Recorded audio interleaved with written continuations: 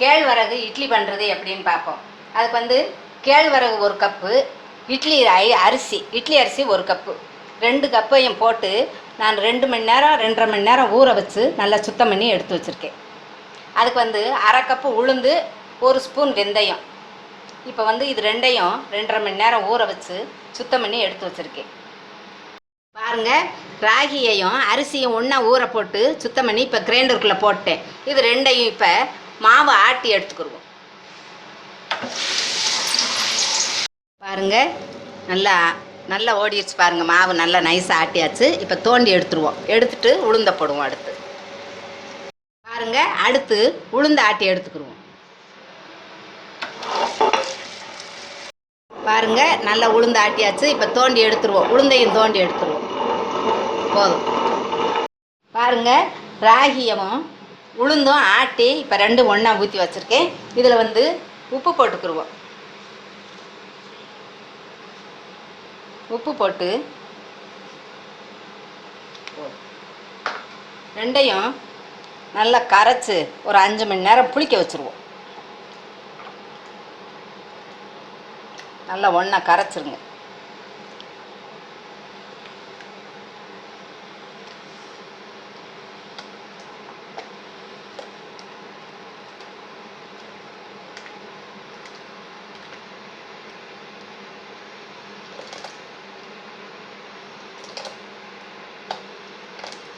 நல்லா மாவு கரைக்கும் போது இப்படி ஆற்றி நல்லா கரைச்சிருங்க. உளுந்த மாவு நல்லா மிக்ஸ் ஆகணும். ரெண்டும் நல்லா ஒன்று போல் சேர்ந்துடணும். பாருங்கள், இதே மாதிரி நல்லா ஆற்றி கரைச்சிட்டு ஒரு 5 மணி நேரம் அப்படியே இருக்கட்டும், புளிக்கட்டும். 5 மணி நேரம் புளிக்க வச்சுருவோம். அதுக்கப்புறம் எடுத்து நம்ம இட்லி அவிப்போம். இட்லிக்கு ராகி மாவு ஆட்டி வச்சு இப்போ 5 மணி நேரம் ஆகுது. நல்லா புளிச்சிருச்சு பாருங்கள். இப்போ நம்ம வந்து இட்லி அவிப்போம். பாருங்கள், இட்லி தட்டில் எண்ணெய் தடவிக்குருவோம். இப்படி எண்ணெய் தடவி வச்சுக்கோங்க. இட்லி கொப்பரையை அடுப்பில் வச்சுருக்கேன். கொஞ்சம் தண்ணி விட்டு அடுப்பில் வச்சுருக்கேன். கொதிச்சுக்கிட்டு இருக்கு. இப்போ வந்து நம்ம மாவை இட்லி தட்டில் ஊற்றுவோம்.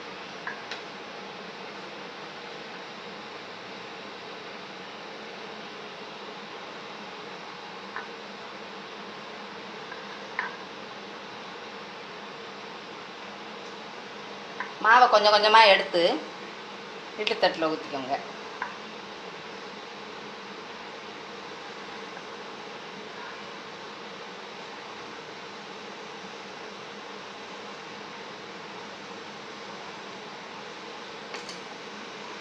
இதை எடுத்து இட்லி கொப்பரையில் அப்படி வச்சு மூடியை போட்டு மூடிடுவோம்.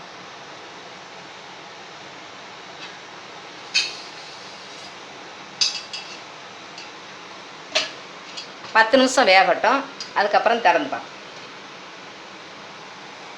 10 நிமிஷம் ஆயிடுச்சு. நம்மளுக்கு இந்த இப்படி சுற்றிலும் ஆவி மாதிரி வந்துச்சுன்னா கொஞ்சம் நேரம் கழித்து எடுத்துடலாம். இப்போ வந்து இது ஒரு 2 நிமிஷம் ஆகுது. இந்த ஆவி மாதிரி வந்து 2 நிமிஷம் ஆகுது. அப்போ நம்மளுக்கு இட்லி வெந்துருச்சு. இப்போ வந்து ஸ்டவ் ஆஃப் பண்ணிடுவோம். திறந்துப்பாங்க. இட்லி நம்மளுக்கு நல்லா வெந்துருச்சு. இப்போ வந்து 2 நிமிஷம் ஆச்சு இறக்கி. நம்மளுக்கு வந்து 2 நிமிஷம் கழிச்சே எடுங்க. ஒரு ஸ்பூனை வச்சு லைட்டாக கொஞ்சம் தண்ணி தொளிச்சிட்டு ஸ்பூனை வச்சு இப்படி கிளச்சி விட்டுக்கோங்க. கிளச்சி விட்டுட்டு அதுக்கப்புறம் எடுத்துடலாம். வந்துடும்.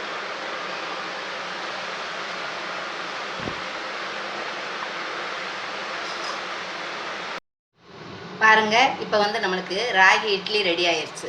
இதுக்கு தொட்டுக்கிற வந்து தக்காளி கார சட்னியும் தேங்காய் சட்னியும் எடுத்துருக்கோம். இது வந்து சக்கரை சத்து உள்ளவங்களுக்கு ரொம்ப நல்லது. எவ்வளவு நாளைக்கு கோதுமையிலேயே சாப்பிட்றது, சப்பாத்தி தோசைன்னு இப்படி ஒரு மாறுதலுக்கு இந்த ராகி இட்லி செய்து கொடுத்தோம்னா அவங்களுக்கு ரொம்ப யூஸ்ஃபுல்லாக இருக்கும். இதே மாதிரி நீங்களும் வீட்டில் செய்து சாப்பிட்டு பார்த்துட்டு உங்கள் ஃபீட்பேக் எழுதுங்க. நன்றி.